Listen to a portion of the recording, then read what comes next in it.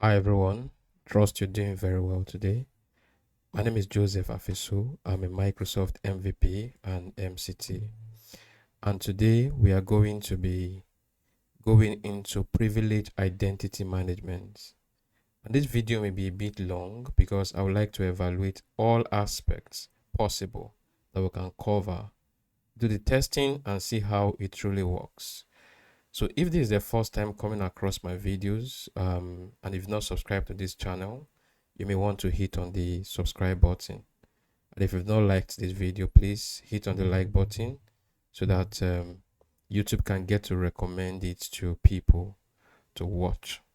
So I want to bring up my screen so that we can look at what is privilege identity management, because all the conversations we are going to be having today will focus on PIM, for shorts, right?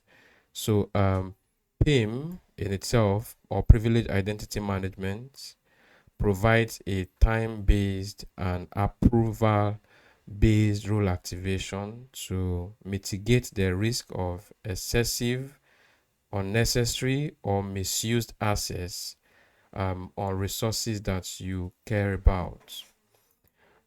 So basically, if you look at your M365 Admin Center or your Microsoft Entra Admin Center, you will discover that you have like a lot of rules, right? And these rules really are supposed to be assigned to people that you want to give access to carry out some specific task in your environment, right? So if you look at those rules, if you don't want to permanently leave those rules on users' accounts, but you want them to be to request for them, you also want them to get approvals before they can use those rules. So you can see the rules we have here. There are a lot of them, right? The Microsoft Entra rules, there are a lot, and each of it has its definition of what it does, right? So if you do not want to permanently assign this role to people, right, but you want it to be like a just-in-time access to this role, you may want to just grant go for privilege identity management. So the question is that what can you do with PIM or with privilege identity management? One of it is that you give just in time privilege access based on those rules, right? That you have there. You give, you need it, you have it, you use it, and once you're done with what you're doing, you don't have any access to that rule again. So you can do that to both Microsoft Entra and Azure rule. So you can also assign it to people and put a timeline to it to which they will no longer have access to that particular rule. So what it means is that you can also define the length of time in which a user is going to be having access to a particular rule to carry out a particular action. And then you can also set it in a way that it will require approval to activate the rule, so that even though you want to say, for example, we are giving you a user admin role, and then you have justified it that you need it, and then we are setting a time of 2 hours to it, right? We still do not just want you to sign into the admin portal and carry out any action. So the system or the security requirements still demands that you only can have access to that platform to carry out that setting or that action on the portal or on the tenant only when you've gotten an approval to do so. And then while doing that, we can also say that, okay, but for you to access this role, you must use multi-factor authentication to have access to the role or to activate the role, as the case may be. Then also you can also use bring up option that there must be justification, business justification to why you are requesting access to that role. Say for example, the guy is in IT and someone is resuming, right? You can say resumption of James and John, right? That they need to create user. That's a justification for requesting for the role. And then you can also have an administrator get a prompt whenever a user activates the rule, right? And the very good thing is that you can conduct access review to ensure that users still need access to that rule. Okay. And then you can, this is one very important thing about it, you can even download the activities, right? The audit history for internal and external audits, right? So that's one of those very nice conversations around it. So you can also prevent removal of last active global administrator and privileged role administrator role assignments. So this is very interesting. It's sweet. It sounds nice. So how do we even do that? And just in case you want to try to do it and you're not able to do it, why will you not be able to do it? So there are licensing requirements for you to be able to carry out privileged identity management. And that is what we have here. So if you scroll up here, the license requirement for you to carry out PIN or PIM rather, so you can go for Microsoft Entra Plan 1 or Plan 2. So you may want to just go for the trial license, right? So that will be enough for you to carry out what you want to carry out. So you can go for Enterprise, Microsoft Entra Plan 1, right? Or you go for Plan 2. I think if you check, PIM should really be tied to Microsoft Entra Plan 2. Yeah, I'm not sure Plan 1 can have that. But if you also have Microsoft Entra ID Governance or Microsoft Entra Suite, you should be able to carry out privileged identity management. Okay, so PIM. Oh, good. Plan 1 has it. Okay, that's beautiful. So if you have Plan 1, you can run PIM. If you have Plan 2 as well as oh, Plan 1 does not have it. Look at it. This one is actually Plan 2. So it's from Plan 2 upwards that you can have that access, because this is actually the line for Plan 2. So Plan 1 does not have it. So you may have to go for Plan 2 license. So Microsoft Entra ID Plan 2, you'll be able to carry out PIM. Okay. But the good thing is that you can do free trial for the license just in case you want to check it out, right, and see how it works. So beyond that, we just want to go into the admin center now and commence the real action to back up the theory that we just had discussions about. So if you come to the Microsoft Entra Admin Center, so how do you get here? You can do cmd.ms. So from cmd.ms, you can click on Microsoft Entra. So from Microsoft Entra, you're going to have yourself here at the Microsoft Entra Admin Center after authenticating. So where do you carry out privileged identity management in the Microsoft Entra Admin Portal? That's a very nice question. So you come here, right, to the left-hand side here, you will see identity governance. So you can expand identity governance and you will see privileged identity management. So if you open privileged identity management, then you have all of these, right? So from here, what you do is, if you want to check the rules that you were given, you can go to my rules to see. If you've requested, you can check my request. All of this, we will look at them. Then approved requests, and you can see them, but we want to go to manage.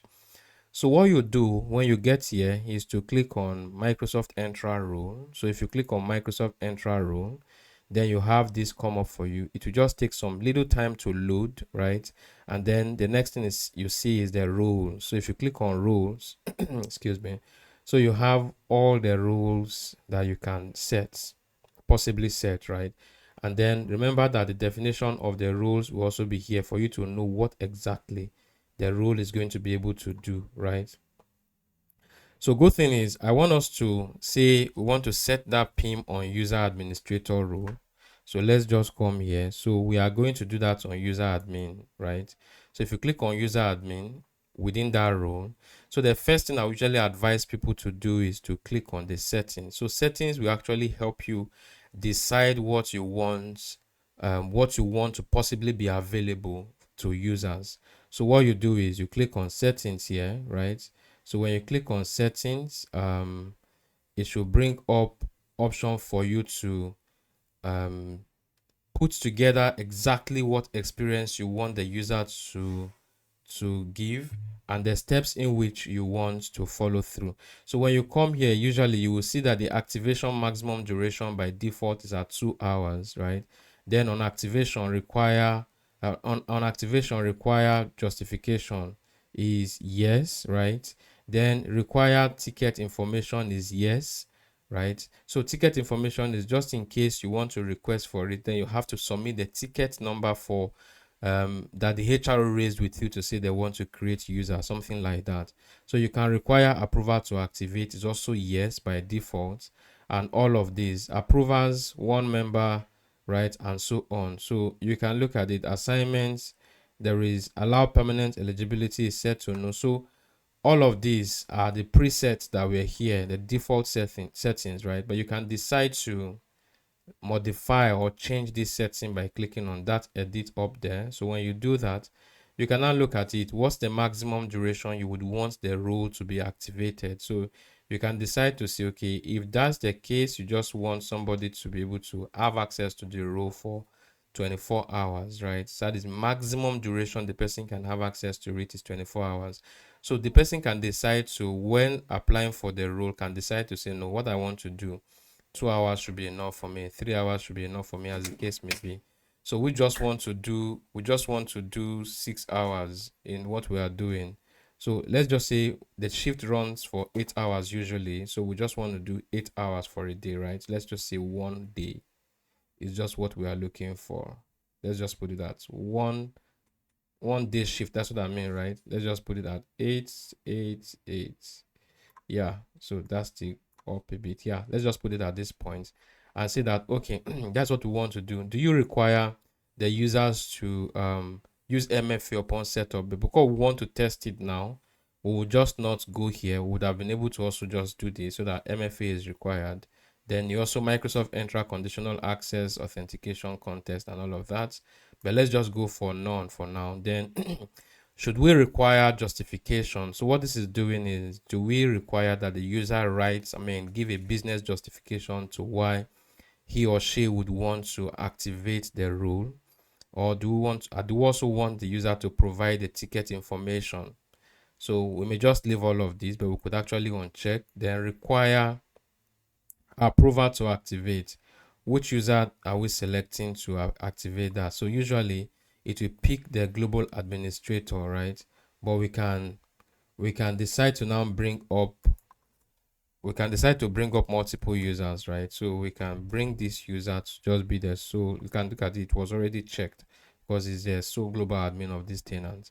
So it's already checked, but I'm just fine with this, right? So if you want to select more people to spread the work across your team, right, you can also select other users that you want to give that role, that's assignment to, right?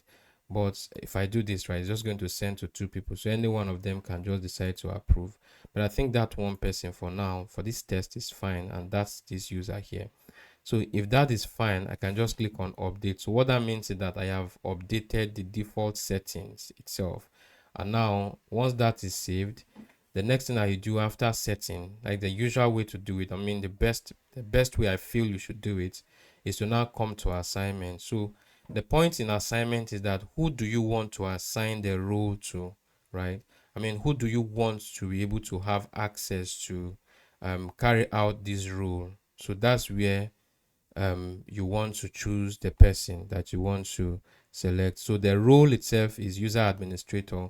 The scope is the entire tenant. So if you also have administrative units that you want to limit these users access to, then you can put it here. But this has not really worked for me, right? So let me just go for the directory, and then the next thing I want to do is to select which user do I want to be able to request for activation, right? So I just want to look for this user. No, let me just look for my lab guy because he's not currently an administrator. Let me just look for, let's say, lab rats, right? Let's just select this guy. And then we can do next. Of course, there's something else that we could also do in settings, right? So now we are saying that this role should be eligible role. So if we are doing eligible role, so for how long do we want the role to be active? We want the role to be active for 1 year. That is from 15th, which is today, June to 6th of this 2026. So what means that this is always going to be available for users. So if you come here to check, there is a table here that actually describes some of these terms, right? So I'll be putting this link on the description also.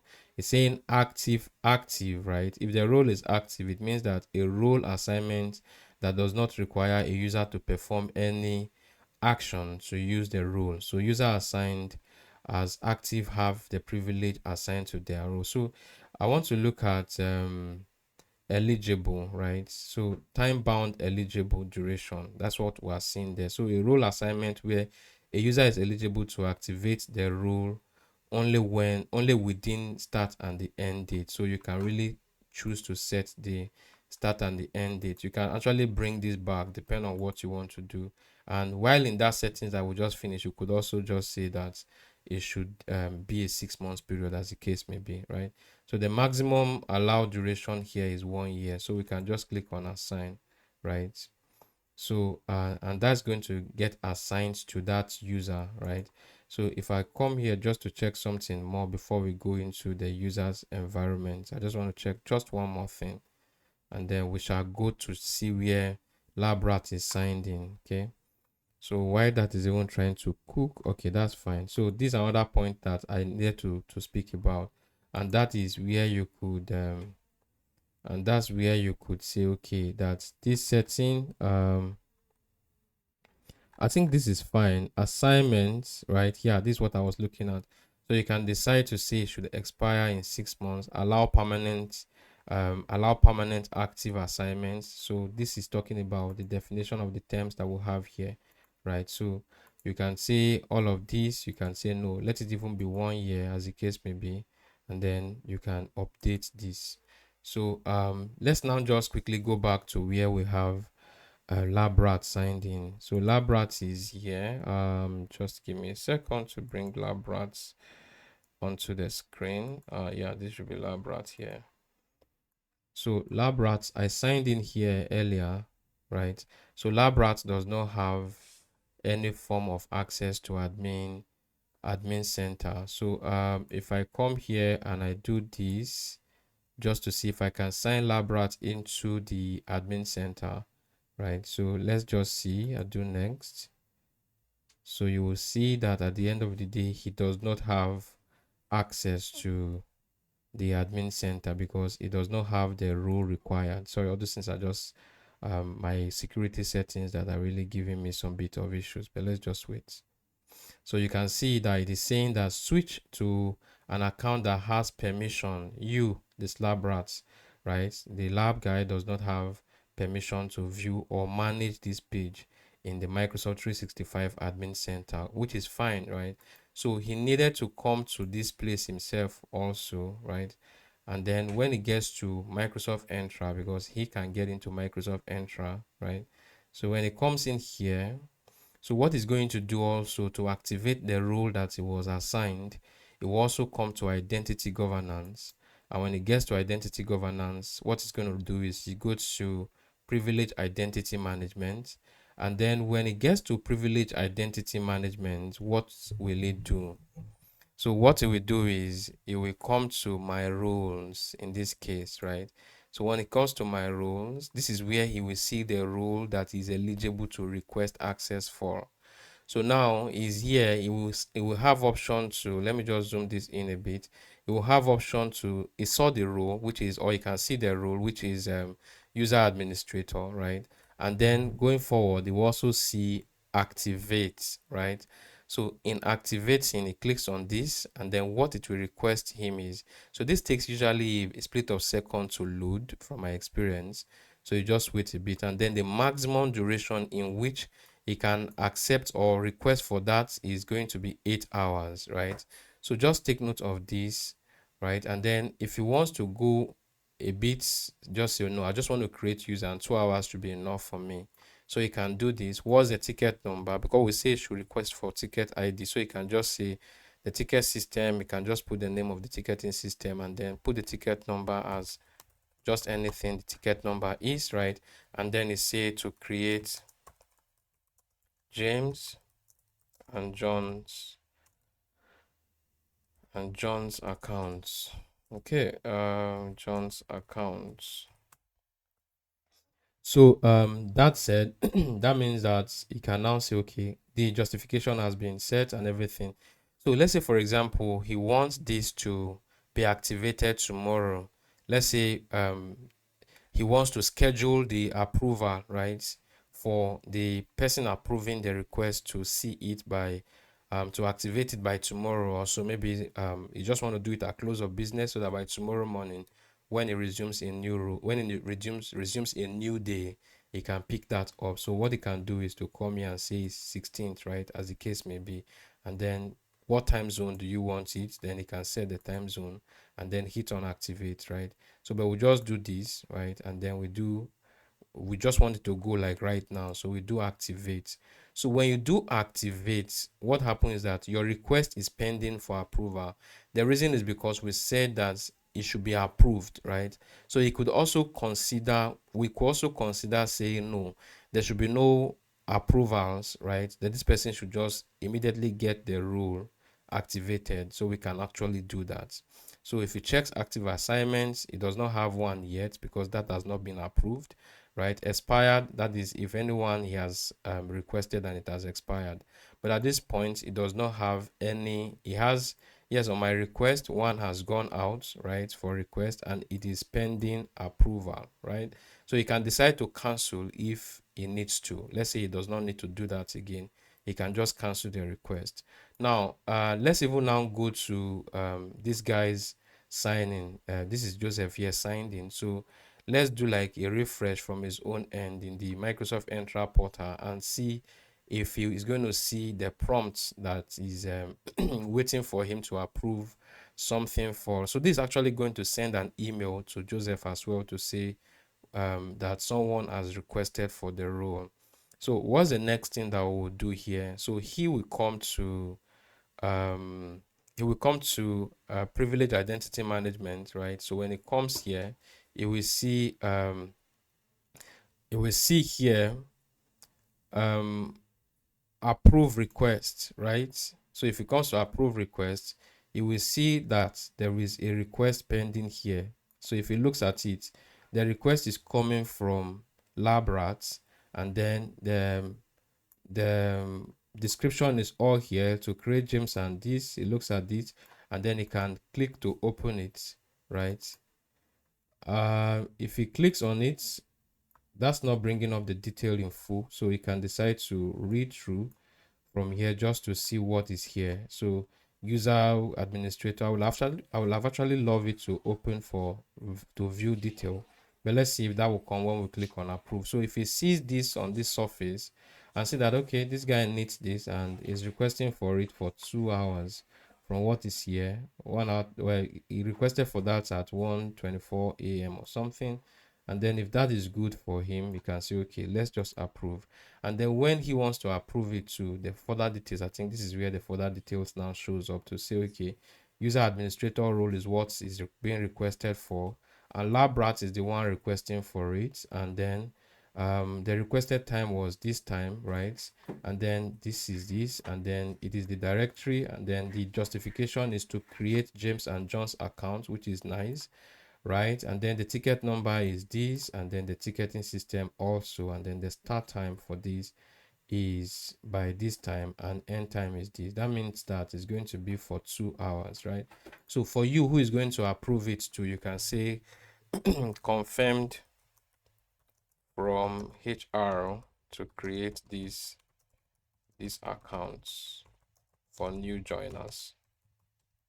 So something like that. So because of audit, right? So we can do confirm. So when we do confirm now, this guy has the rule. So at this point, this guy does not have any pending request. So if other people were given the rule of via PIM to request, it will have a lot of them here to approve according to those number. So we'll just come back here now and let's just see that let's just see what LabRat now has in his own end. So I'll just want to refresh once so that we can see what LabRat has at its end as well. So just wait for this. Okay, so if I just want to start from beginning, I come here to privilege identity management. So if I do that, so what I will now do is my roles, right? And then I check, I see this, and Let me just still come back a bit to just show you something about it. So my requests, right? There is no request here anymore because the rule has been activated.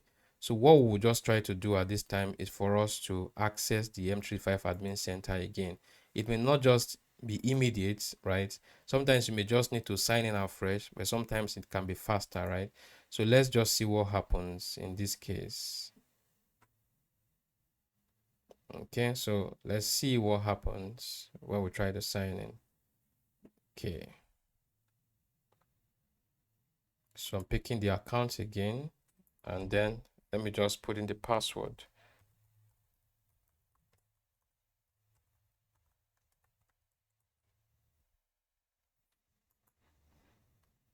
Okay, have everything to authenticate here in case it's requesting for it. Okay, I'm just going to put my authentication here as 28. 28 is yes. Okay, so I had a delay in having this user get into the M35 admin center. So what I did to resolve that was to clear my browser cache. So if you come here right now and you look at the user, so if you go to privilege identity management and then you go to my roles, right? If you look at active assignments, you will have that role is active, which is the user administrator role being activated already in the state here. And then the action here, you have option to deactivate. So that user has access to come in here, right? And then perhaps let's just create a user and call him PIM created, okay? Just so we can look at something. So that guy has 2 hours to operate here. So he comes here and then he say PIM created. Let's just say PIM created.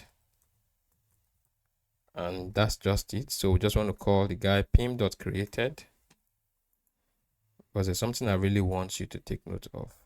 Let's want to see how the activated role would impact this guy. So everything is good. We just do next. Remember, he's just doing this based on privilege rule. So we're going to create without product license. And all we just want to do is to click on finish, right? So everything is created. So we'll just close. That's all. We've created a user. Now, this guy is done creating James and John. I was even supposed to use those 2 names, but maybe I have those already existing. But I'm sure you understand the flow. So coming here, right? And then we come to his apologies. I come back to the same guy that is signed in. So here it sees his role. Now that he's done creating those accounts, he clicks on deactivate. So deactivation takes is faster than activating a role from my experience. So just click on this, and then from stage 1 to stage 3, then that role has been deactivated. So what this means is that the user does not have the user admin role anymore. So if he comes to check, he does not have role that are active anymore. So this role is supposed to go now. So if we refresh, right, and then check back on active roles, then we should not see a role active anymore for him.